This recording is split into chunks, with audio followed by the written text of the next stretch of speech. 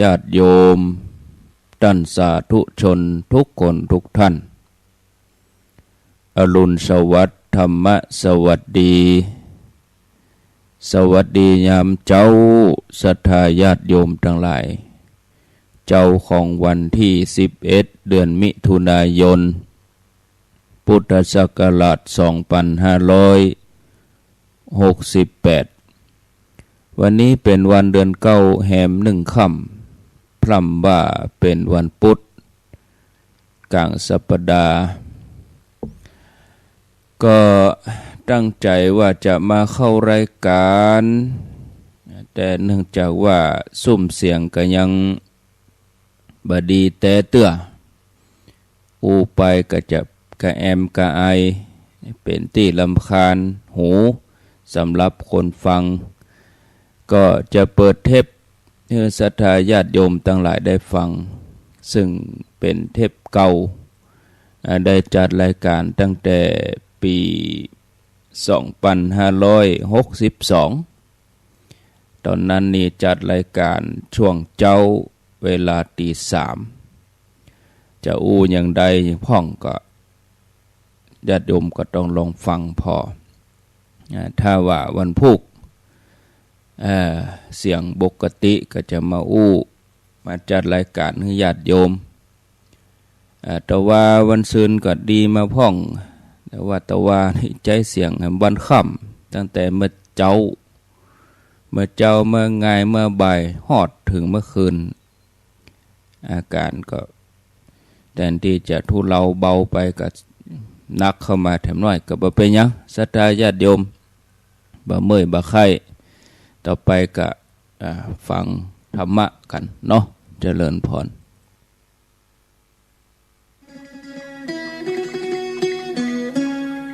วิอะระหังสัมมาสัมพุทโธภควาพุทธังภควันตังอภิวาเทมิสวากขาโตภควตาธัมโมธัมมังนามัสสามิสุปฏิปันโนภควโต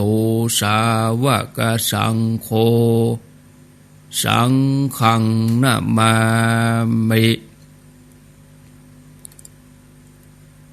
กับ1กับ2กับ3กับนึกถึงคุณพ่อคุณแม่ของเฮาเน้อ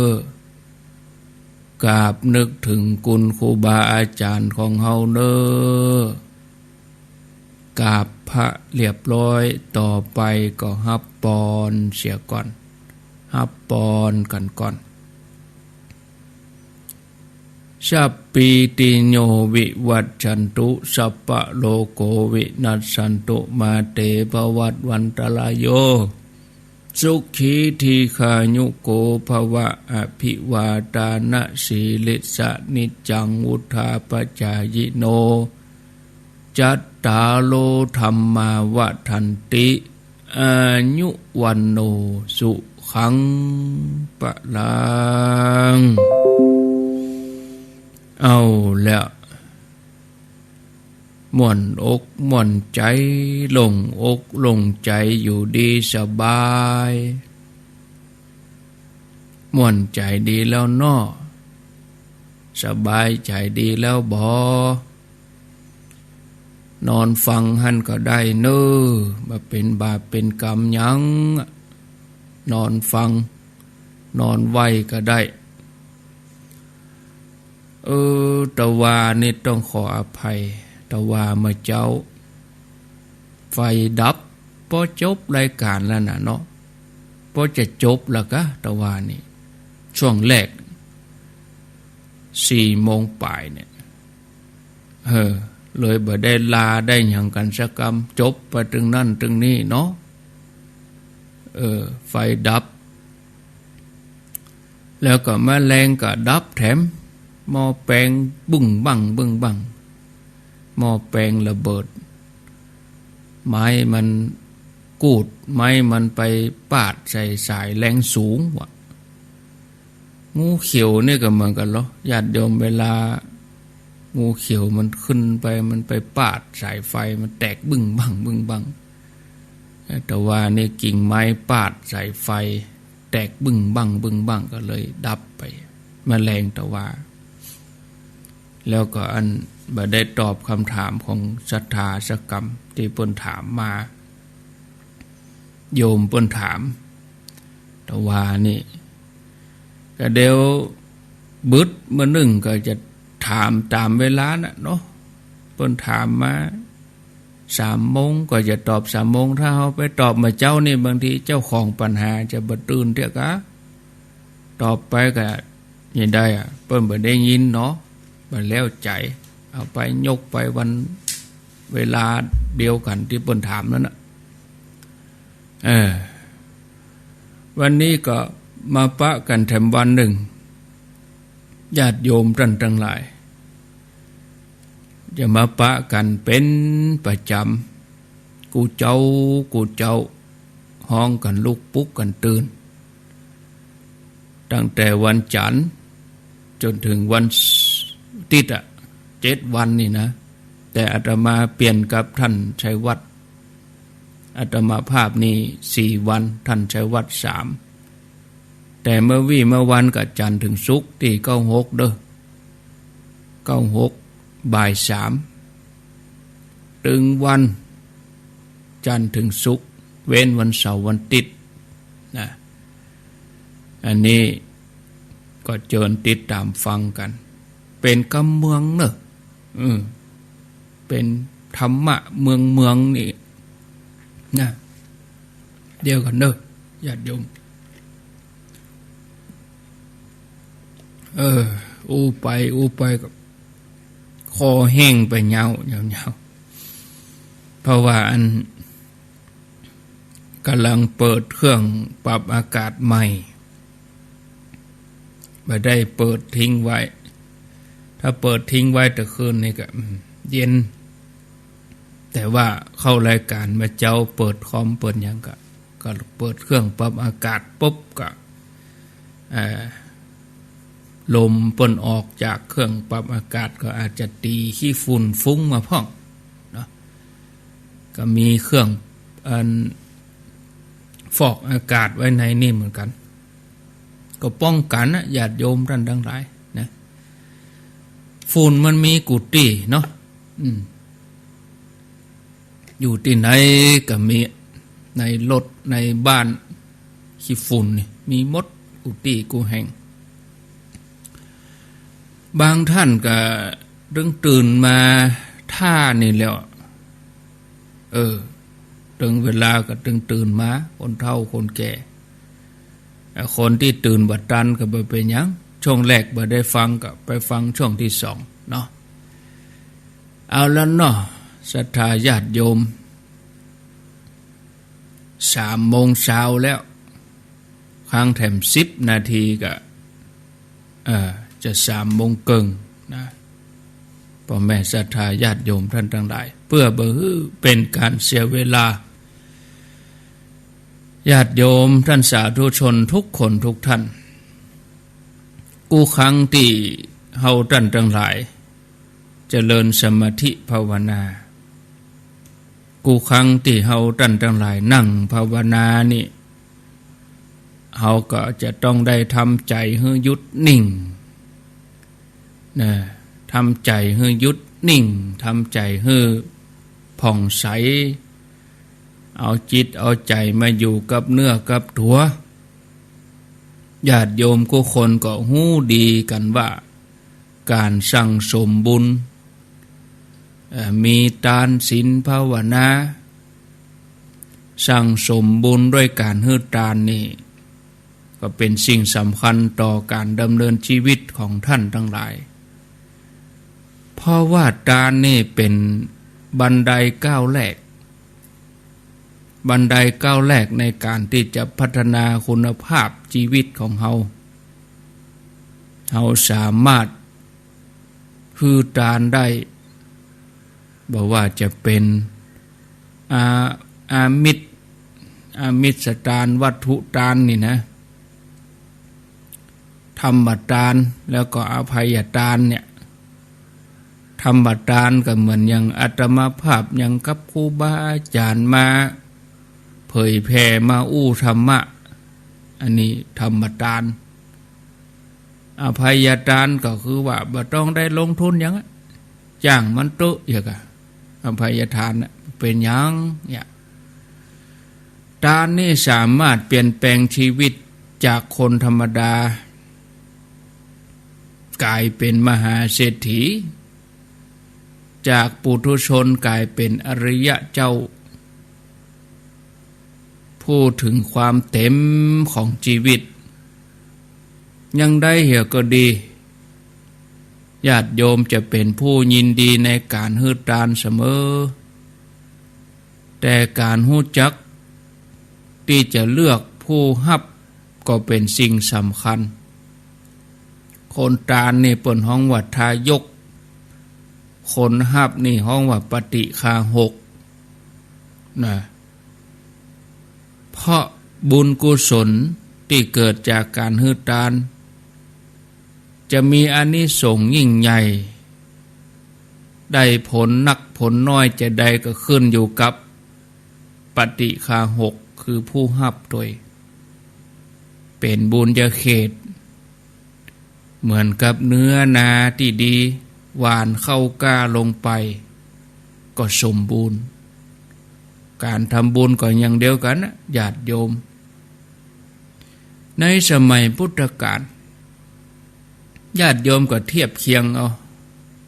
สิ่งที่อาตมาภาพได้นำมากล่าวได้นำมาเสนอญาติโยมก็เทียบเคียงเอาตัวของโยมเองก็ดีเรื่องราวปัจจุบันก็ได้เทียบเคียงเอาก่อนเนาะในสมัยพุทธกาลองค์พระสัมมาสัมพุทธเจ้าพระองค์ประทับอยู่ที่ทักขินาคีรีชนบทแคว้นมคธสมัยนั้นตรงกับฤดูหว่านข้าวกล้าอย่างหน้าเนี่ยเดือนเก้านี่ก็เบิ่นจะเริ่มเกียมตะกร้าแล้วก็ก่อนเข้าพรรษานี่จะได้ปลูกนากันแล้วเดือนเก้าแฮมกาเนี่ยก็ประเด็นนี้เริ่มกันแล้วเหรอเริ่มไถหวานแล้วเหรอลงตะกร้าลงหยังแล้วก็มีเศรษฐีย่อมคนหนึ่งชื่อยาวเหมือนกันอาตมาภาพจะเอ่ยชื่อเพิ่นครั้งเดียวหลังจากนั้นก็จะเอ่ยว่าเป็นเศรษฐีอีกก็แล้วกันเศรษฐีท่านนี้มีชื่อว่าภาสิภาระทวาชพรามยาวเนาะเศรษฐีคนนี้ก็เป็นที่ฮู้จักของคนตึงเมืองก็เปิ้นก็ได้สั่งให้คนไปไถนาของท่านเศรษฐีนี้ใจเอกใจไถถึง500 เอกกันนะเพื่อจะเริ่มไถนาเตรียมที่จะปลูกข้าวลงต้งลงนาพระพุทธเจ้าพระองค์ก็ทรงหันว่าพราหมณ์นี่จะได้หู้หันธรรมะก็หมายความว่าเศรษฐีท่านเนี้ยเข้าข่ายพยานพระองค์หู้ทันทีว่าเศรษฐีนี่มีบุญจะได้เข้าถึงรัตนตรัยตกมาเจ้าอันนี้เป็นพุทธกิจนะพระองค์แผ่ข่ายพยานปุ๊บกับไปเลยตรงไปเลยเสด็จไปบิณฑบาตที่ใกล้บ้านของเศรษฐีนี่เป็นช่วงที่ท่านเศรษฐีกำลังเลี้ยงอาหารนักบวชนอกศาสนาลัทธิอื่นๆไม่นักตนก็ได้ตัวเก่านี่ก็นับถือเนาะก็เลี้ยงอาหารหมู่นักบวชหมู่นั้นพ พระพุทธเจ้าพระองค์ก็เปล่งรัศมีให้ไพโรจน์โชติช่วงแผ่คุมไปทั่วบริเวณทำให้ก้อนดินที่เศรษฐีสั่งไทยเป็นขี้ไถนะเปล่งปังเป็นสีทองไปเหี่ยหมดประตกนะบรรดาหมู่คนทั้งหลายได้หันมาหาปุริสลักษณะ32ประการอานุภาพของพระองค์ที่เปล่งรัศมีแผ่ซ่านออกมารุ่งเรืองเหมือนฟ้าที่เปล่งแจ้งเจิดจ้าเหมือนดังหมู่ดาวส่องแสงระยิบระยับเหมือนภูเขาทองที่ห่อหุ้มด้วยสายฟ้าคนทั้งหลายต่างก็ปากันล้างมือล้างเท้าไปยืนแวดล้อมประคองอัญชลีต่อหน้าพระองค์ด้วยความเคารพเลื่อมใสเศรษฐีก็คือภาสิภาระทวาชพรามหันพระพุทธเจ้าถูกแวดล้อมโดยคนทั้งหลายจำนวนนักและพระองค์กำลังเสด็จบิณฑบาตเศรษฐีหันก็เกิดความเลื่อมใสนะพระองค์ก็ถึงพร้อมโดยอาการที่น่าเลื่อมใสพระองค์เยี่ยงย้ายเหมือนพญาจ้างศึกฉันใดฉันนั้นเศรษฐีก็เกิดความเลื่อมใสขึ้นมาแต่ยังบ่พร้อมที่จะนอบน้อมเตื้อก็เพราะว่าถือว่าตัวเองเป็นพราหมณ์เป็นเศรษฐีที่มีชื่อเสียงในเมืองนี้ได้แต่สนทนากับพระพุทธเจ้าใจยังบ่เต็มเตื้อสนทนาว่าข้าแด่สมณะข้าพระเจ้าไถวานเมื่อไถวานแล้วย่อมบริโภคแม้พระองค์ก็จงไถและวานเมื่อไถและวานก็จงบริโภคเมื่อพระผู้มีพระภาคเจ้าได้ฟังอย่างนั้นพระองค์จะทรงแสดงว่าพระองค์เป็นผู้ไถวานชั้นเลิศในโลกก็เลยตรัสว่าดูก่อนท่านพราหมณ์แม้เฮาเองตถาคตก็ไถและวานเมื่อไถและวานก็บริโภคเหมือนกันพราหมณ์คิดว่าสมณะนี้กล่าวว่าแม้ตัวเฮาก็ไถวานแต่เฮาบาหันแอกบาหันไถอันเป็นเครื่องมือในการทำนาของสมณะรูปนี้เลยก็เลยตรวจพอพระพุทธเจ้าตั้งแต่พระบาทจนถึงปลายเกศาตั้งแต่พระบาทจนถึงเกศาถึงหัวบุญนะพอสำรวจตรวจไปพอมาแล้วเศรษฐีนี่เพิ่นก็เรียนวิชาดูลักษณะคนเศรษฐีเพิ่นก็ไปเข้าลัทธิพราหมณ์เนาะเพิ่นไปเรียนวิชาการพอคนพอลักษณะคนหรือว่าเป็นวิชาชั้นยอดกันแล้วกันเอามาเกิดถึงตอนที่โกฏัญญะบรรดาพราหมณ์ทั้งหลายที่ไปทำนายลักษณะก่อนอย่างเงี้ยอย่างเดียวกันเนี่ยเปิ้นเฮียนกันเศรษฐีนี่ก็ฮู้ทันทีว่าสมณะรูปนี้เนี่ยสมบูรณ์ด้วยลักษณะประเสริฐคงจะได้สั่งสมบุญญาธิการมาเป็นอย่างดีก็เกิดว่าข้อที่สมณะเนี่ยจะมามุสาคงเป็นไปบ่ได้ก็เลยตอบโต้พระพุทธเจ้าไปว่าก็ข้าพระเจ้าบาหันแอกหันไทยบาหันผ่านไทยบาหันปะตักบาหันงัวบาหันยังเนี่ยเมื่อเป็นอย่างอี้พระสมณโคดมยังกล่าวว่าตัวเองตึงไถตึงวานแล้วก็บริโภคต ตัวข้าพเจ้าอยากรู้อยากทราบว่าพระองค์มีการไถ่อย่างใดพระพุทธเจ้าพระองค์ก็ตอบว่าโอ้ท่านพราหมณ์ศรัทธาของเฮาเป็นพืชความเพียรเป็นฝนปัญญาของเฮาเนี่ยเป็นแอกและไถ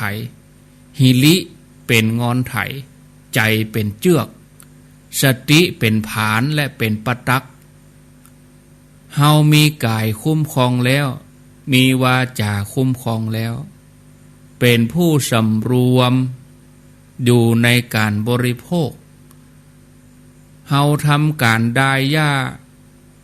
คือวาจาซับปรับด้วยคำสัตย์โสรัจจะของเฮาเป็นเครื่องที่ให้สำเร็จงานความเปลี่ยนของเฮาเป็นเครื่องนำธุระไปให้สมหวังนำไปถึงความเกษมไปแล้วบ่ถอยความเปลี่ยนนำไปซึ่งบุคคลไปถึงความประเสริฐเข้าถึงความบโศกเศร้าเฮาทำนาอย่างนี้ท่านพราหมณ์ท่านเศรษฐีนาที่เฮาทำนั้นย่อมมีผลอมตะบุคคลทำนาอย่างนี้ย่อมพ้นจากทุกข์ถึงหมดถึงมวลได้ท่านเศรษฐีได้ฟังอย่างอันก็ยังบ่เกิดศรัทธาเด้อเนี่ยยังบ่เกิดศรัทธาแล้วก็กราบทูลว่าท่านสมณโคดมผู้เปรียบตนอย่างกับชาวนาถ้าหากว่าการไถวานของท่านการไถวานของพระองค์เป็นอย่างนั้นจริงๆขอพระองค์จงบริโภคอมฤตผลที่ท่านสมณโคดมไถนั่นเถิดพระพุทธเจ้าก็ตรัสว่าเฮาบ่พึงบริโภคโภชนะซึ่งได้เพราะความคับกล่อมดูก่อนพราหมณ์นี่เป็นธรรมบุคคลผู้หันอัดหันธรรมอยู่ท่านผู้หู้ทั้งหลายย่อมรังเกียจโภชนะที่ได้จากการคับกล่อมดูก่อนพราหมณ์เมื่อธรรมมีอยู่ความเป็นไปของชีวะก็มีอยู่ขอท่านจงบำรุงพระขีณาสพทั้งหมดผู้แสวงหากุลใหญ่มีความสงบระงับแล้วโดยข้าวน้ำที่ท่านหามาได้ด้วยการไถวานเถิดโดยว่าการบำรุงนั่นเป็นนาบุญของผู้ที่มุ่งบุญ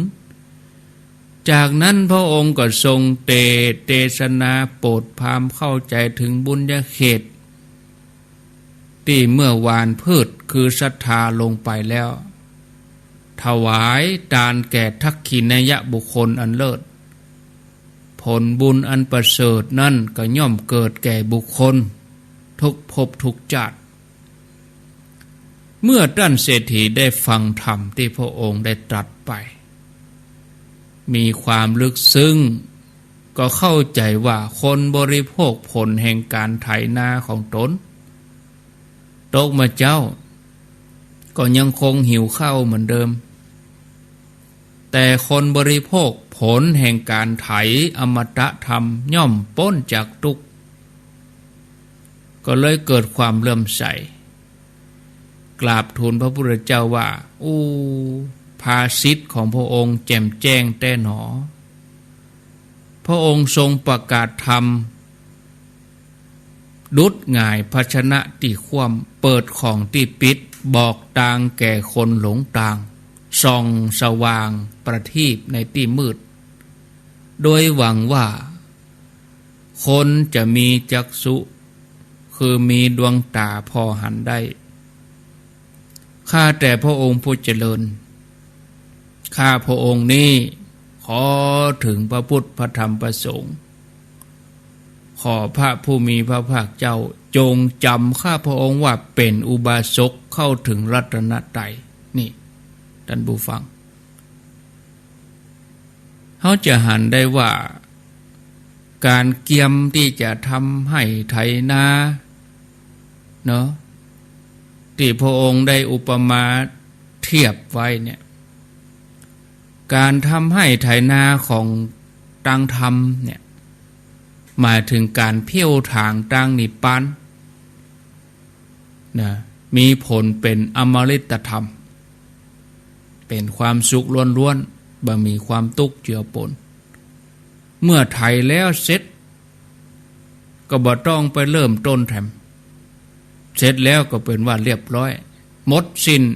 ภพชาติเลยหมดความหิวกระหายหมดความอะไร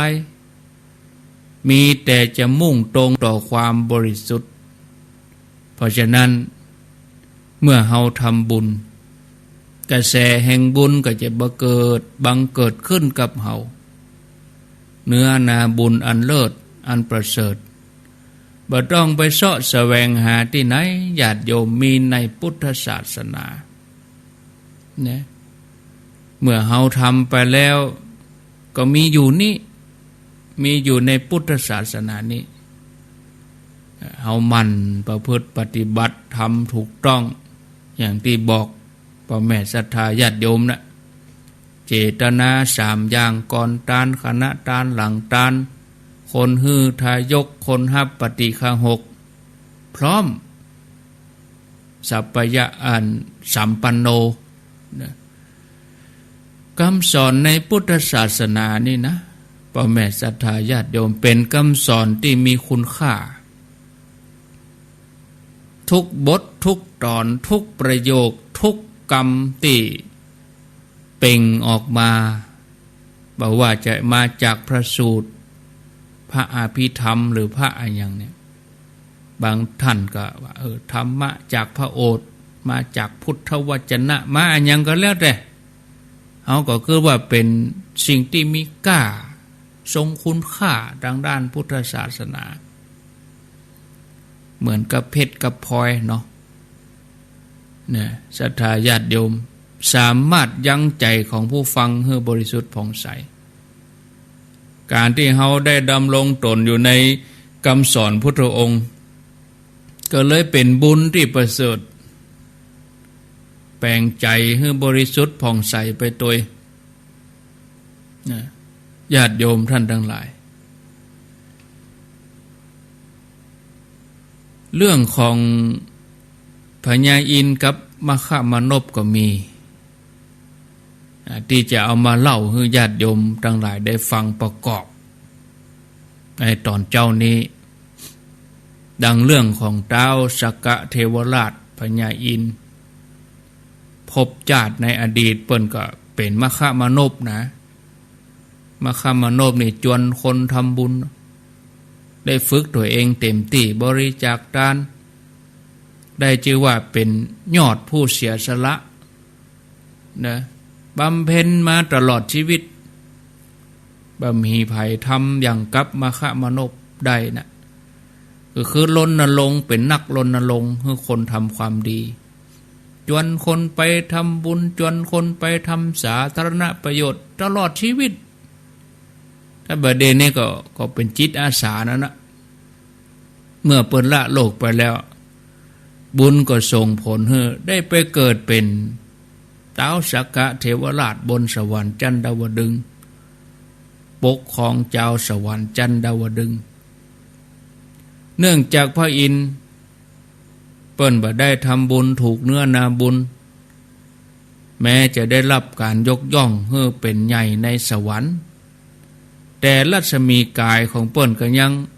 ด้อยกว่าเทพอื่นๆก็เลยกึศที่จะหาโอกาสลงมาโลกมนุษย์เพื่อจะเสริมบุญเพิ่มบุญมาจนถึงสมัยพุทธกาลนี่วันหนึ่งเหล่าบรรดานางอัปสรนางฟ้าบริวาร500อันเป็นบริวารก็อยากจะได้บุญใหญ่ก็เลยปากันจวนกันตือเอาอาหารต่างๆไปดักรอใส่บาตรพระกัสสปะเถระที่กำลังออกจากนิโรธสมาบัติพระกัสสปะเถระเจ้าหมู่บรรดานางอัปสรทั้งหลายก็นิมนต์ พระกัสสปะได้รับบาตรแต่ท่านปฏิเสธนางอัปสรทั้งหลายก็อ้อนวอนพระเถระว่าขอท่านได้อนุเคราะห์หมู่ดิฉันแต่เมื่อได้รับการปฏิเสธ3 เตื้อก็ปิกไปสวรรค์ด้วยความผิดหวังนางอัปสรทั้งหลายก็เล่าเรื่องราวตึงมดที่เกิดขึ้นว่าขอใส่บาตรกับพระกัสสปะขอ3 เตื้อเปิ้นก็บ่รับก็เล่าเรื่องนี้ให้พญาอินทร์ดาวสกะเทวราชฟังก็ทำให้พญาอินทร์อยากจะได้บุญกับพระกัสสปะอรหันต์ก็เลยหากุศโลบายที่จะทำบุญกับพระเถระเจ้าวันนั้นพญาอินทร์พร้อมกับด้วยสุชาดาเทพกัญญาเหาะลงมาจากสวรรค์แปลงกายเป็นช่างหูกเท่าคนหนึ่งคนต่อผ้านี่นะชลาช่างหูกชลาเป็นคนตุกเขี้ยวก็หักผมก็งอกหลังก็กองเนาะส่วนนางเทพกัญญาสุชาดาเทพกัญญานี่ก็เนรมิตกายเป็นแม่อุ้ยเป็นคนเฒ่าเป็นแม่อุ้ยเตียวงกเงินแล้วก็ยังเนรมิตถนนสายหนึ่งเป็นถนนขึงมีก้ากีก้าหูกอยู่หั่นตามลำพังนี่พระมหากัสสปะก็เดินเข้าไปในเมืองหวังว่าจะสงเคราะห์หมู่คนทุกข์คนยากนี้ก็พอไปหันถนนนั่นอยู่นอกเมืองแล้วก็หันแม่อุ้ยป้าอุ้ย2 เท่านี่กำลังต่อหูกต่อฝ้ายแปลงได้กรอได้อยู่นะพระเถระก็มีจิตเมตตาว่าโอ้2 คนเท่าตายายนี่แม้จะแก่จะเท่าก็ยังขยันทำงานในเมืองนี้ผู้ที่จะทุกข์ยากกว่า2 คนนี้ก็คงจะบ่มีแล้วเฮาควรจะอนุเคราะห์2 คนนี้ได้ถึงที่ดีจากนั้นพระเถระก็บ่ายหน้าตรงไปที่2 คนนี้ป้าอุ้ยกับแม่อุ้ยนี่2 เท่านี่ดาวสกะเทวราชอันอยู่ในร่างของป้าอุ้ยเพิ่นก็ทอดพระเนตรหันพระเถระกำลังเดินมาก็เลยบอกคือนางสุชาดาเทพกัญญาว่าอันพระคุณเจ้าของเฮากำลังเดินมาแล้วเธอจงทำเหมือนบาหันเปิ้นนะฉันจะลวงท่านสักกรรมแล้วก็ถวายบิณฑบาตเมื่อพระเถระมายืนที่ประตูบ้านคนเฒ่า2 คนนี่ก็ทำเป็นพ่อบาหันก้มหน้าก้มตากรอได้ต่อหูกต่อได้ทำงานอยู่หั่นนะทำเป็นบาหันดาวสกะเทวราชทำอย่างอันนะแล้วก็บอกว่าโอ้ก้มหน้าก้มตาทำงานแต่ก็อู้ไปด้วยที่ประตูบ้านเฮานี่เหมือนจะมีพระมายืนอยู่เนาะอันอุ้ยลองไปพอล้อไผ่มาอีนะที่จริงเปิ้นหันละนางสุชาดาเทพกัญญาในร่างของแม่อุ้ยนี่ก็แกงลุกเบาไหวเหี้ยกะเจ็บหลังเจ็บแข้งเจ็บขาแกงลุกเบาไหวเกี่ยงกันก็อันอุ้ยไปแหละพ่อไปพอแหละเนี่ยดาวสกะเทวราชก็ออกไป นะเมื่อออกจากบ้านก็หันใจพระเถระก็ก้มกราบนะจากนั้นป้ออุ้ยก็คือเป็น